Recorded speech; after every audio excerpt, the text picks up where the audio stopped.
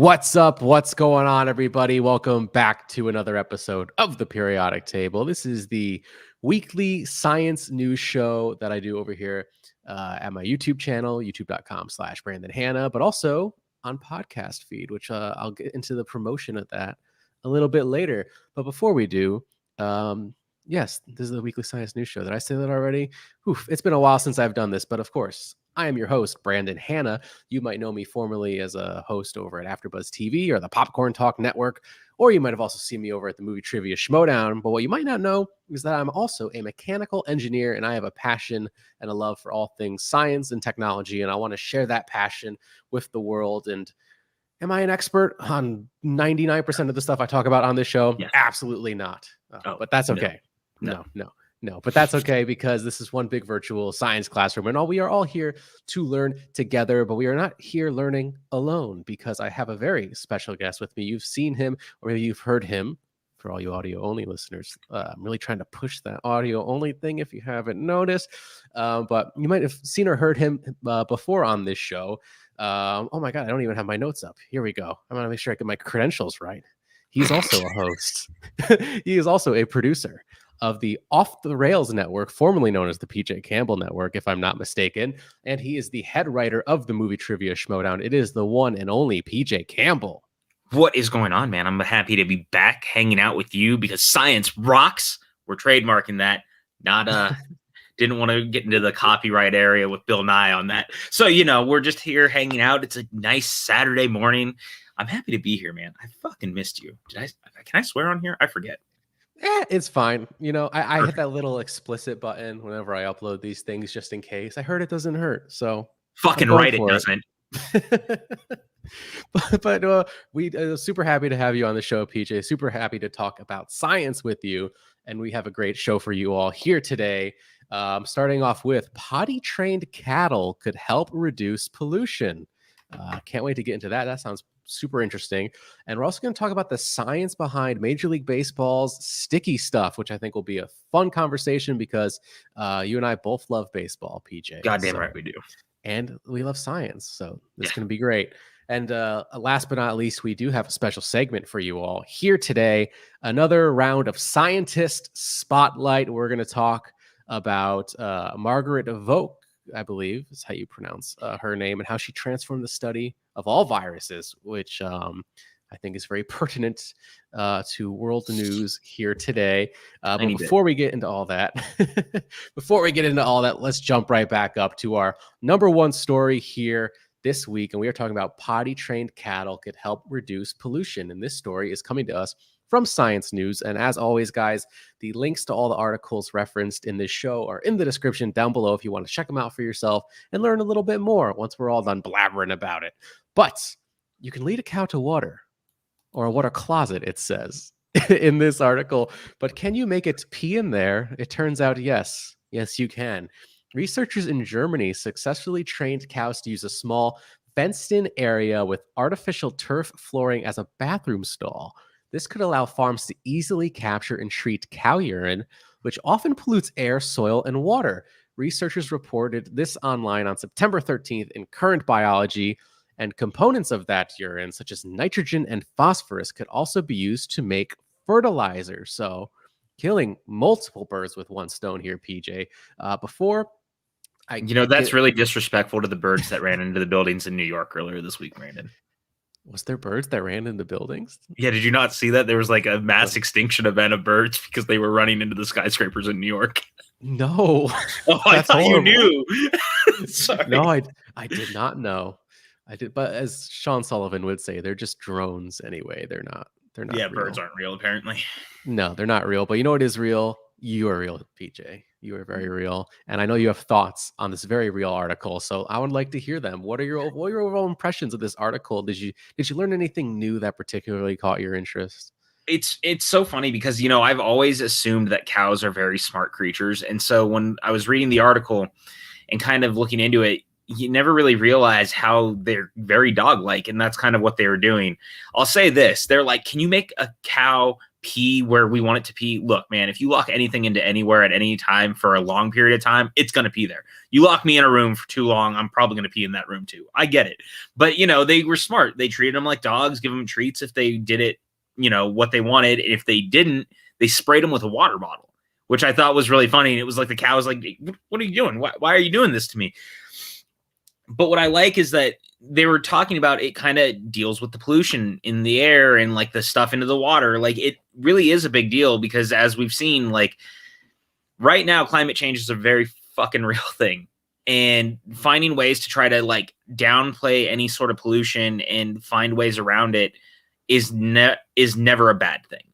And so I have to give these scientists credit for actually like sitting and thinking about with these cows, what are we going to do? How can we try to like mitigate some of the damage that they might personally do, whether they mean to or not, to the environment around us?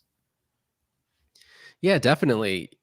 Like learning more about climate change and how different agricultural and, food industries in particular, like could affect the environment, not just, emissions from cars and power plants and things like that, the super obvious things. There's actually a conversation I was trying to have with a relative a week or two ago. And I was like, okay, well, we were talking about climate change. I was like, I know that like, big factory farms produce a lot of emissions and they are very harmful to the environment in a lot of different ways, but I didn't understand what those ways were. So I felt this article really helped clarify a lot of that for me and also like instilled me like with a little bit of hope that there are ways to improve the way that we do things and in ways that I did not expect.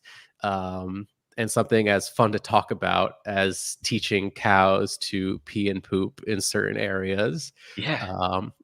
That actually one small change, instead of just letting them go to the bathroom wherever, is actually like monumental to the overall like health and safety of not just the animals, but everyone on the planet. And I didn't know that the average cow could pee 10 liters a day.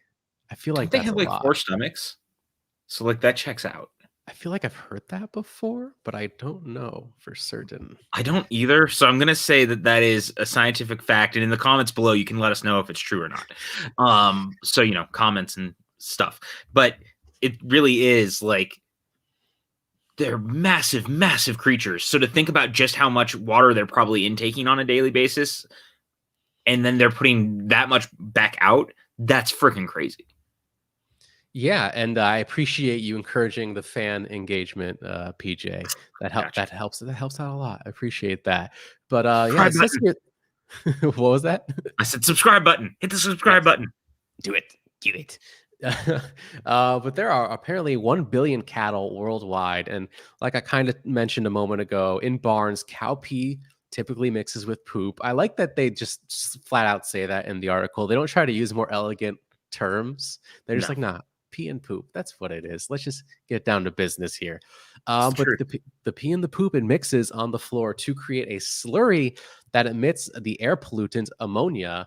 And out in pastures, cow pee can leach into nearby waterways and release the potent greenhouse gas nitrous oxide, which is a very serious greenhouse gas that, like we always talk about carbon dioxide, which is, of course, in its own right, super serious and a major, major contribution to climate change. But also talking about something like nitrous oxide, I think is a pollutant that maybe is not quite in the forefront of a lot of people's minds.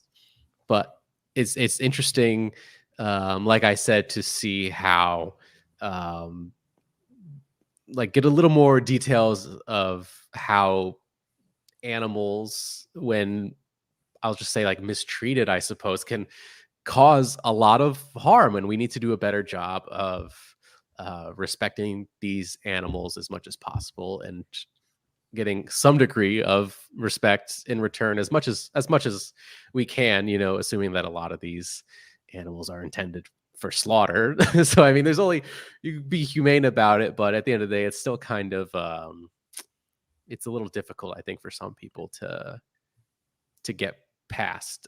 We have a lot of vegan friends, We do. I mean, I started to do that a little bit more. Remember, at one point I was also, and I still do. Like, I don't eat a ton of meat all the time. Every once in a while, yeah, sure, why not? But like, I try to think about that stuff. It does matter, and I think you're right. Like, trying to be humane and treat nature and like the creatures around us better is a thing we should do. I think that sometimes we do take the environment and the animals around us for granted, and so it's better in doing stuff like this that we're trying to be humane, we're trying to help, and also make the environment a better place.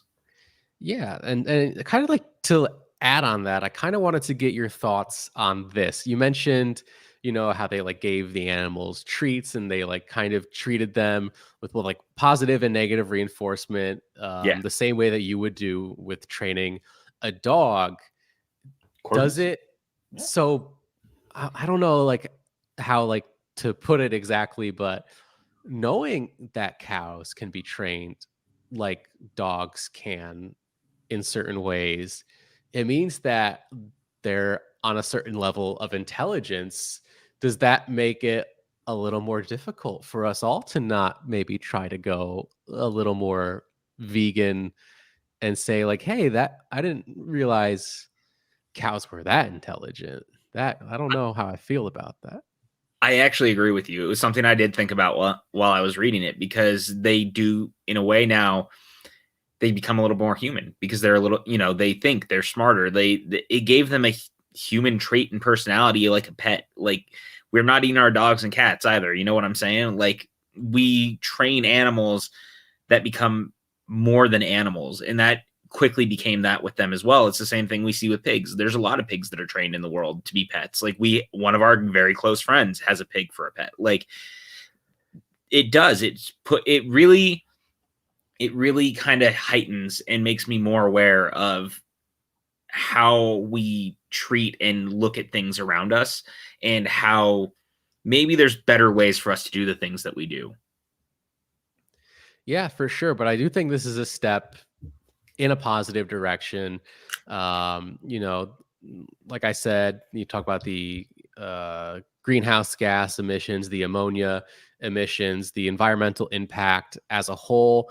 Uh, this is going to lead to less greenhouse gas emissions, less water pollution, less soil pollution, and it's going to lead to happier and healthier animals at the end of the day, that will now have more comfortable living spaces that won't be covered in fecal matter and other things. Mhm. Um, but also, I think this is a potential win-win for both human beings and the cows themselves, and also another win for the planet. I Yes. feel like so. Overall, I thought this was a particularly interesting story. It's one of those stories that I like to talk about on the show because it's kind of funny because we get to talk about pee and poop, and I like to think that that grabs people's attentions. It's And it's like fair. we're teaching cows how to potty train. That sounds ridiculous, but then when you get into it, you really do see the impact that such a thing can have. And Make sure um, pee and poop is in the title of your video. oh no, I didn't do it. I always get this clickbait thing wrong. But yeah, really interesting story, guys. Please, I encourage you all to go check it out for yourself and learn more like I did. And now, when I have debates about climate change with my family, I'll have, a few more facts to throw at them, which is always fun. Thanksgiving's coming up soon, guys. You got to get your facts ready. Get your facts in that fact arsenal in your brain. I don't know what to call that. A fact arsenal is the coolest thing I've ever heard. Does Batman have a fact Oh, arsenal? oh, he's Batman. He definitely has a fact arsenal for sure. Perfect. I'm like, that almost could sound like something dirty. I'm like, fact arsenal. Okay. Fat arsenal? No. Okay. Let's move on before I say something stupid. But before we do, Before? I just want to before we do, I just want to thank everybody watching at home. As you can kind of tell, we're doing things a little bit different starting this week. Normally this show is live on YouTube, but we're going the pre-recorded route, just for the sake of everyone's schedules and just to see like maybe the numbers can perform hopefully a little better, because now I can premiere this video at times that are more suitable for people to watch and not forget about me, because I don't want you to forget about me, because if you're forgetting about me, that means you might just be forgetting about science, and we can't have that, not in 2021. So please, guys, like this video. As PJ mentioned, to leave a comment down below if you want to get in on the conversation. Hit that like button. And of course, if I already said the like button, I'm going to say subscribe button. Oof. I knew what you meant.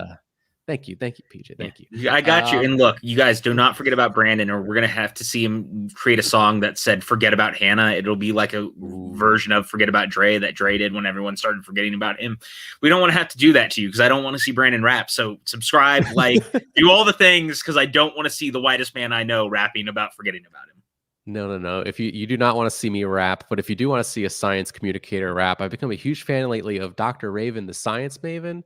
She's an excellent science communicator out there on YouTube, on Twitter. Go check her out. She does a lot of great raps that, in particular, some lately that talk about COVID-19 and how the vaccines work and how we battle the disease. And it's a really great way to consume scientific information. I highly encourage checking her out. I also highly encourage. Oh, sorry, PJ. I was gonna say, do they talk about how we battle the stupidity as well? Just asking for a friend, and that friend is me. I think she handles it as elegantly as possible. Probably more so than I would if I were. Get your goddamn fucking shots, damn it. Yes, please. See, you're bad cop. I'm good cop. Exactly. It works perfectly. And also, I want to encourage you guys, as I was about to say before I was rudely interrupted by PJ. If you are listening on audio only, Spotify, Google Podcasts, I think we're on Stitcher too. We're on a few other places where most podcasts are sold. If you're listening there, please, really appreciate it if you rate the show, leave a review there. That really, really helps out. Really trying to push the podcast thing.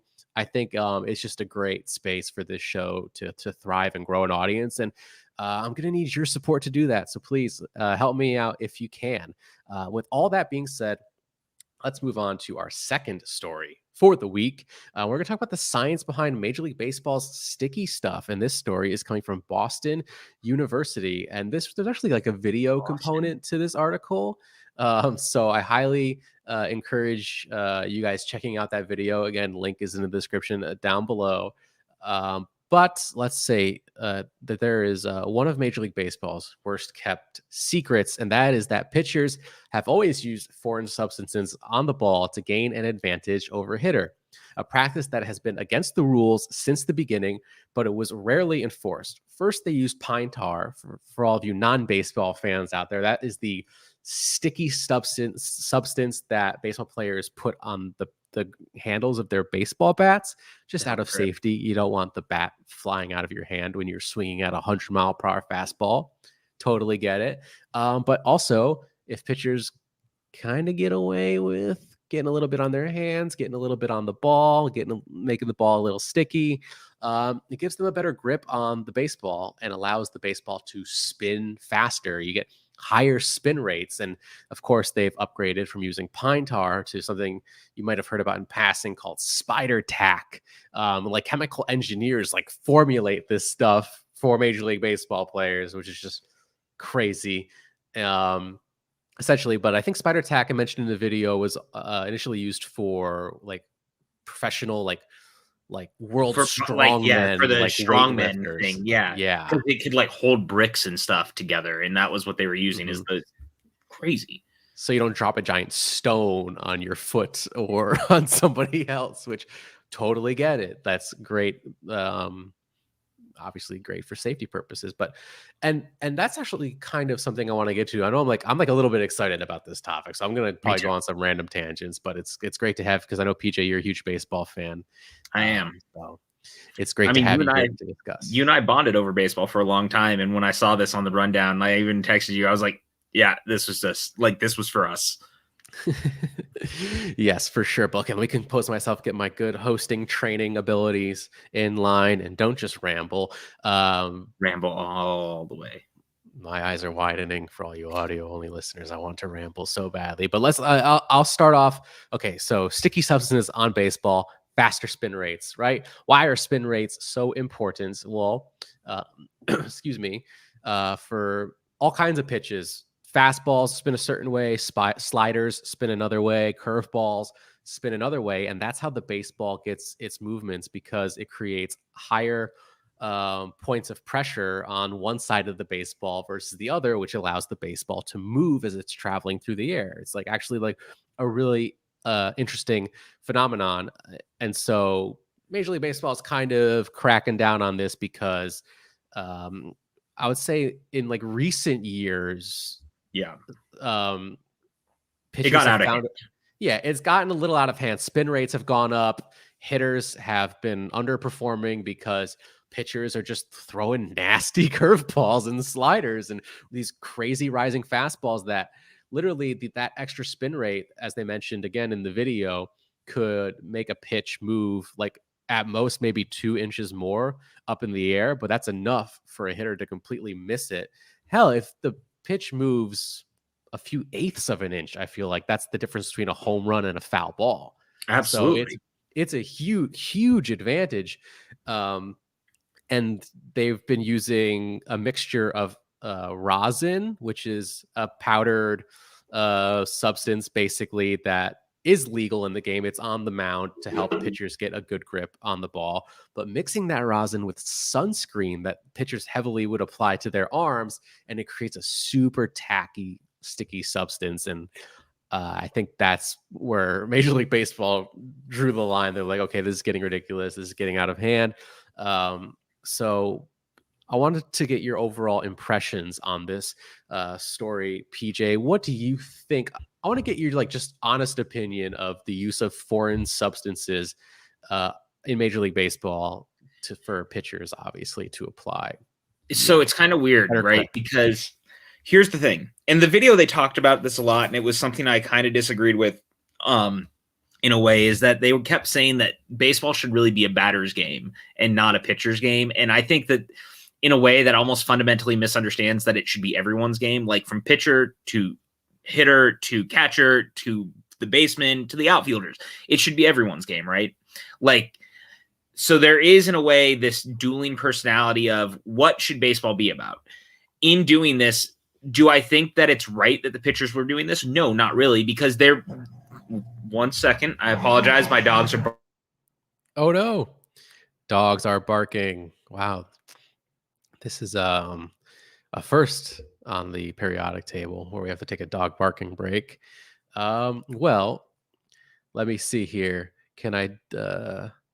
well, we'll be okay. We'll be okay. We'll roll in the dice. I apologize. The corgis are grumpy on a Saturday morning. So what I was getting at is, I think I think that in a way they're totally altering the game by doing what they're doing, because it was putting the pitchers ahead of the hitters and trying to play them a little bit. At the same time, there is something to say about maybe less runs can make a game more interesting, or at least less hits, so that now it keeps the games closer to even at times if everyone's playing up and doing this, right? But as we've seen, once the MLB started to come down on it, the rates of the hits started to go back up. And we've seen a lot of games over the last couple of years, like since this really started to become a thing, we're starting to see some of those games where it's like 20 runs in a game. And that's kind of crazy. So maybe there is something to be said about, I'm not saying it's right, but if it's negating a little bit of having these games that are like excessive blowouts, maybe the pitchers being able to control the ball a little bit more is not necessarily the worst thing.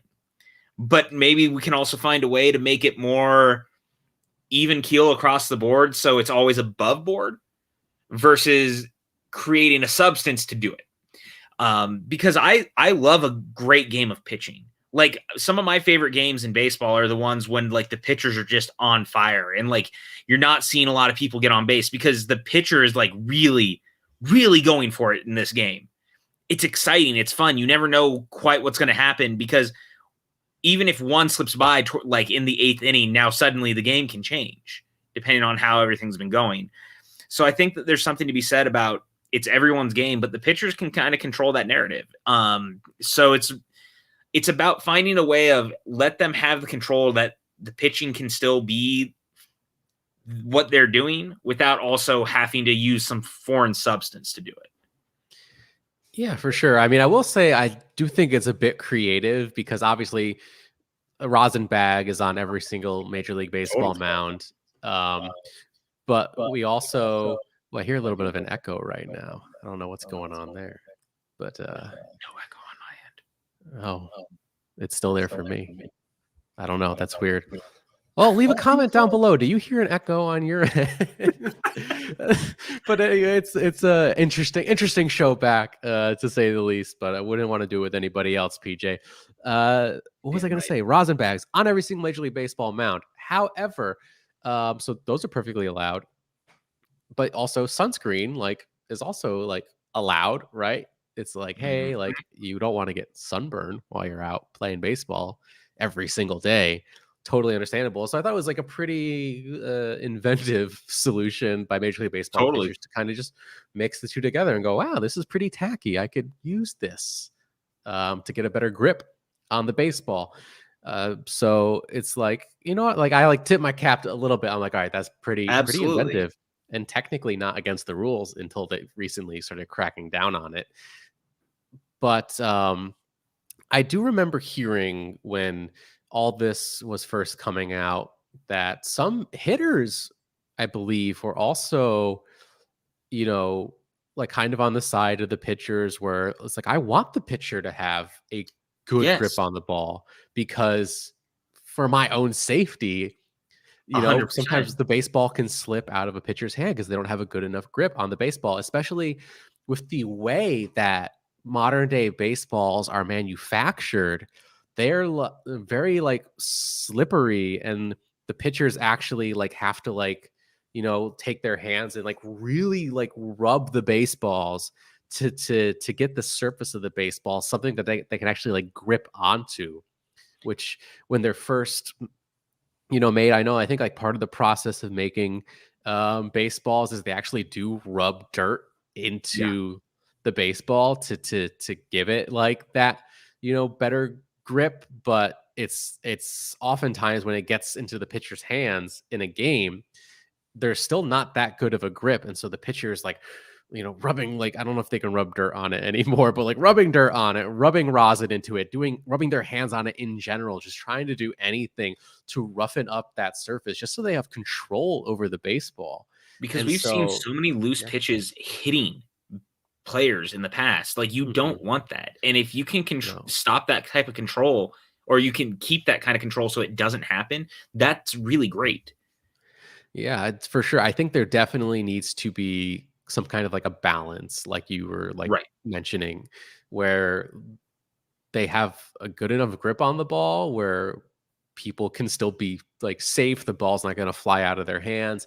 But also like not too much of a grip where all of a sudden it's like, hey, is that a baseball or a wiffle ball? Did you see that movement on that curveball? Like that's insane. You know, because you know, I want to also get into the guy again. I feel like I'm just like bouncing all over the place. I want to get into like the physics of it a little bit too. It's, you know, I kind of mentioned up front what exactly is going on, but I think I've always thought it to be pretty cool physics of how a curveball works, let's say, where it's like, how can you get the ball to move like that? And it's literally just putting a top spin on the baseball as you throw it.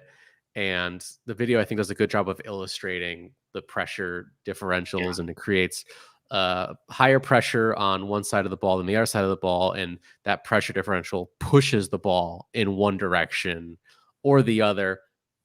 And the faster the spin rate, the higher that pressure, and the higher that pressure, the more the ball is going to move. And so that's kind of like what's going on here. And I just think it's a really interesting story that combines something that a lot of people enjoy, which is sports and baseball, and but also a little bit of physics and also a little bit of controversy, which is always good to like a certain degree. No, 100%, man. And that's why I was so excited to talk about it a little bit, because I think it is important to talk about too, because again, you and I are baseball fans, and baseball over the last decade or so, there's been a lot of conversations around the game itself and like what is its relevance nowadays? How can we keep continue keeping it relevant. Like America's pastime has lost fans along the way, and like we're trying to also get new people to come on board, and something like this is a very interesting topic because again it talks about the competitive nature of the game in a way, right? Because that's why they were doing it. It's about being competitive, it's about trying to come up on top, it's about trying to be able to control what you're doing in the moment. And it's just interesting. Yeah, for sure. It kind of reminds me of like old school race car drivers where they would like kind of break the rules a little bit, but not get caught. And like, Yeah, you know, like be able to like do yeah, certain things where it's like this, like, it's kind of in like this like shady area in between the rules, but like, you know, it's going to give us like a little bit more traction on the tires. It's going to give us a little less drag on the car, and it's going to be enough to like win a race. And I love that, like I said, to go back to it, I love that like level of inventiveness, which is I think totally. like one of the reasons why like this is like major tangent territory. I loved the movie Ford v Ferrari because it kind of like got into like all that a little bit, where Yep. like Christian Bale's like, hey, we could like slide a block under this part of the hood, and like it'll lift the car up to the regulation height that it needs to be at.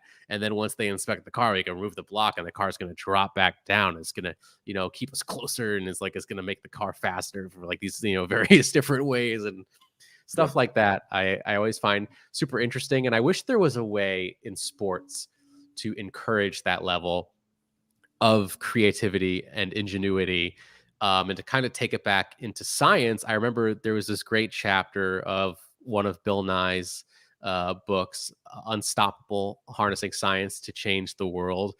He had a whole chapter about NASCAR and how their rules and regulations make it so that, you know, the engineers and the driver and the pit crew and everybody involved on a racing team, they don't there's no room for creativity or ingenuity.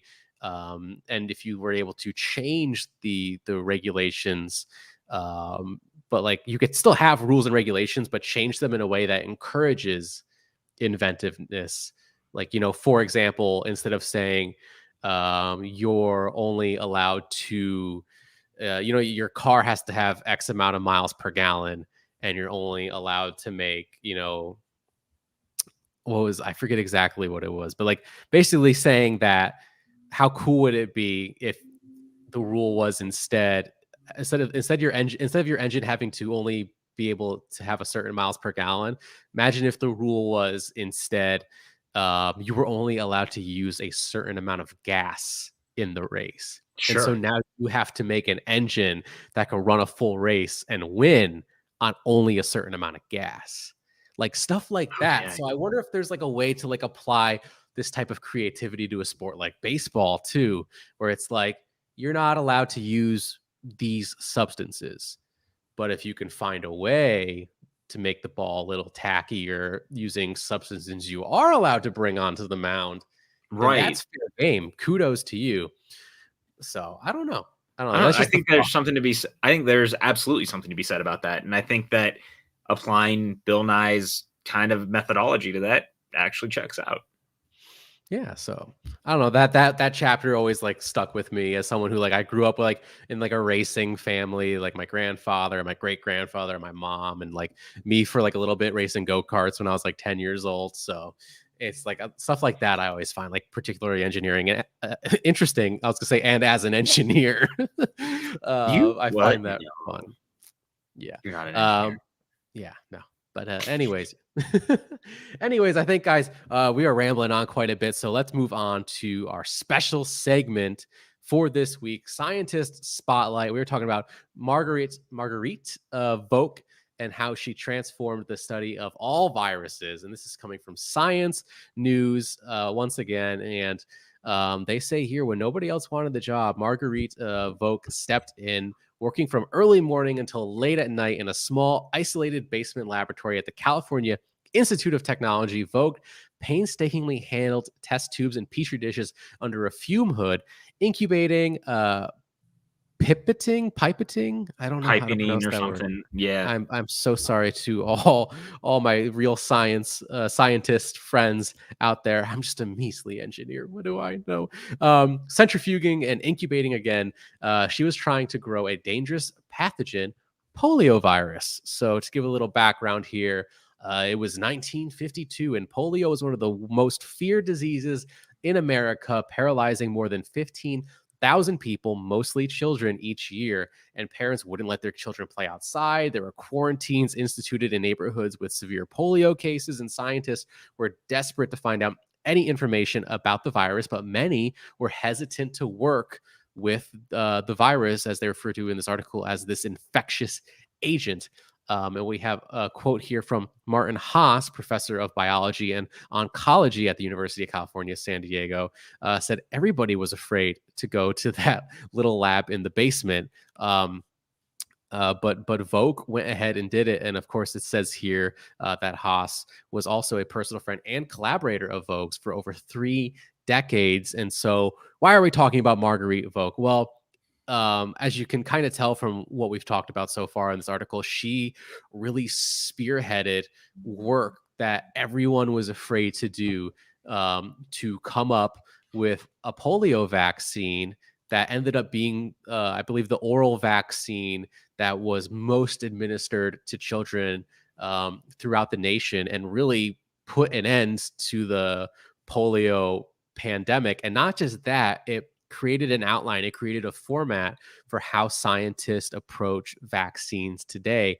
how they make vaccines for not just polio, but also COVID-19 and various other infectious viruses that thankfully, unlike COVID at the moment, thankfully are no longer a huge problem in our day-to-day lives, thanks to this groundwork that Marguerite Vogt was able to accomplish in a time where nobody else wanted to do it, which I just think is absolutely remarkable. So that's why I chose this incredible story for Scientist Spotlight. But PJ, I wanted to throw it over to you now. Is there anything that you want to add? Any components of this story that I didn't mention that maybe you want to shed some light on? I'm interested to hear your thoughts. I just thought it was interesting because I'd really never heard her name before until I read the article that you had sent me, and to realize how much it kind of plays into what we're dealing with right now, where we had the scientist who was standing up against this bigger than life friggin' virus that was crippling people. They talk about it in the article that there was places where kids would have polio and they would quarantine entire neighborhoods. Like, people couldn't interact, no one could go out. And so much of that is what we're dealing with now. And she stood up to it and figured out a way to do it. And then people don't realize she's the one who basically brought an end to all of it. Like, her year of locking herself away, messing with this stuff where people didn't even want to go down into that basement, she's completely changed the entirety of science and the way that we deal with vaccines and things like that. It's remarkable to me, and it just goes to show how much trust and time and effort she put into herself and into science in a way that I think that people around her did too, because it didn't seem like people were not wanting to take the vaccine after that. People wanted to get out of the house and not have to worry. And it's just weird that the 50s were really not that long ago. And we seem to have regressed in a way where she fought so hard for people to be able to live and get out and do the things that they do. And all you had to do was trust the science and trust the people behind it, versus what we see now. And it was a stark contrast, if you will, to current events. And I really took that away from the article. Yeah, definitely. And, it is, I think, really interesting looking back and seeing the public awareness and people being genuinely terrified of the polio virus, to the point where Vogue didn't even tell her parents that she was working on the polio vaccine, who both of her parents were acclaimed scientists in Germany. And she didn't want to tell either one of them that she was working on this. Like, people who would understand the potential sacrifice of getting this close to the virus. She didn't want to tell them because she knew that they would be angry at her for putting herself at such risk. But Vogt, she totally succeeded and remained virus free, as the article states. In 1954, She and sorry, another research associate, Renato Dulbecco, she and Renato took on this task, and they published the method for purifying and counting poliovirus particles, and it was immediately used by other scientists to study variants of poliovirus, and by microbiologist Albert Sabin to identify and isolate strains of weakened poliovirus to make the oral polio vaccine that was used in mass vaccination campaigns around the world, which is what I kind of mentioned in my own words a moment ago. But it says here, perhaps even more importantly, the poliovirus plaque assay. I don't know how to pronounce. I'm so bad at pronunciation. Plaque assay, I'm going to say. That sounds correct. Okay. Enabled scientists worldwide to analyze animal viruses at the level of individual cells, a field known as molecular virology.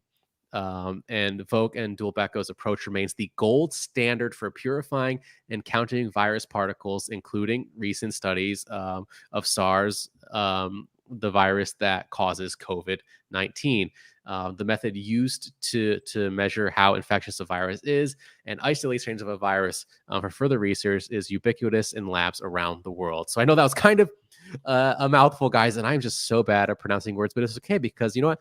I'm learning a lot of these words for the first time. As much as I love science and technology, I don't have a lot of experience in a lab, and so you know what? I don't know some of these terms, especially when it comes to chemistry and biology. I'm learning, and I think it's important for me to show guys that even though when it comes to the physics of a baseball spinning, I got that down like you wouldn't believe as both an engineer and a baseball fan. But when it comes to this stuff, you know what? I'm just as clueless as a lot of the people listening, and that's not in a negative way at all. I mean, because we're all just we're trying to learn this stuff together, right? I think that's the whole point of this. I was going to say, yeah, we're all trying to learn it together, and it's okay to be clueless as long as you lean on the right people to learn the stuff that you need to learn. Not like random Facebook posts, but like listen to the scientists, listen to the people who are trying to teach you. They want to help. They do. Whether you want to believe it or not is another thing, I guess. But I think it's high time that we definitely go back to trust the scientists, trust the people around you. They're just trying to help you. For sure. And, you know, I think that's something that's really important as a science communicator, that when you don't know something, don't pretend that you do at all. You know, I'm just kind of like in my baby steps here of trying to step into this incredible field of science communication and like scientific outreach. And there's a lot of people that do this that are way overall more knowledgeable than I am. And I love learning from those people and watching those people like a Kyle Hill or an Emily Calandrelli or like I said, Dr. Raven, the science maven. Like these people are like, you know, people that I like, you know, totally like look up to and like try to get like, you know, a grasp of how to do this from. And I think that's such an important takeaway that I've learned from all of them. It's like, hey, when you don't know something, like it's cool. Just like, hey, just be honest about it. So like, I like to be super vulnerable and honest with the fact that it's like, I don't know how to pronounce this scientific word and I'm supposed to be like the science dude. But it's okay because you know what? We're all here to learn. And I think at the end of the day, if I can just kind of like help guide us all in a better direction where we can learn more and like, as I like to say, demystify the science of things, then I think that's the best that I could do. But enough of that. I'll get off my soapbox of science communication, and we'll wrap up this story here. I think this was an incredible story, and I love doing these science spotlight or scientist spotlight special segments because it allows me to learn about people who have made incredible contributions not only to science but the world. And you know, until today, I didn't know anything about the creation of the polio vaccine or the brilliant people behind it. So shout out to Marguerite Vogt for spearheading such an important campaign that now leads to a lot of viruses being mostly eradicated, and hopefully we will see the same thing with COVID in the not too distant future, to be optimistic. PJ, any closing thoughts on this article or anything else? You nailed it. I was like,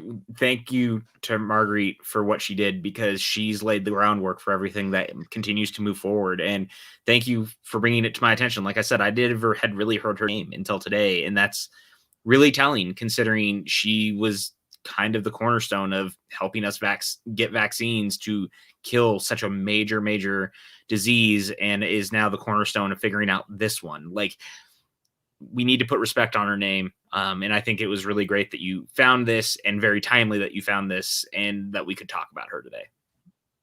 Yeah, definitely. And I'm just happy that you were able to join me for this show here today, PJ.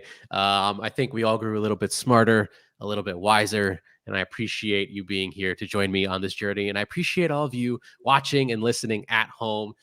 Please, once again, hit that subscribe button, that follow button, that like button, leave a comment, leave a review. It helps out a lot. And you know, I think it was a little bit of a rough show today, to say the least. You know, it's been a while since I've been able to do this show consistently, but we're back, baby. We're talking about science, and super thrilled to do this. So once again, thank you all. And PJ Campbell, PJ_Campbell, at PJ_Campbell. Where can the good people find you online?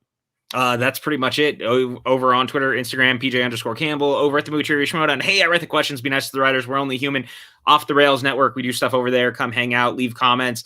But most importantly, thank you, my friend, for having me. Guys, hit the subscribe button. Hit the like button. Do all the things. Leave a comment below. Do cows have 4 stomachs? Brandon and I need to know.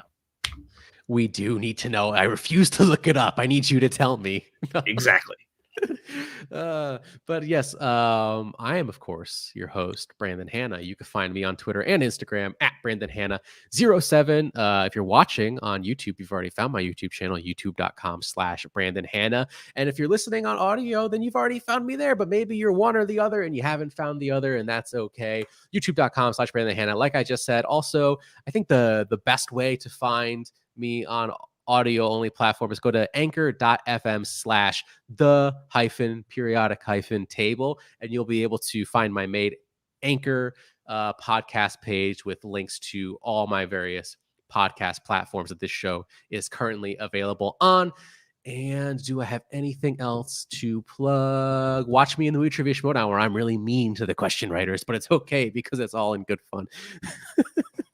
Is it? No, is it, Brandon? No, is no, it?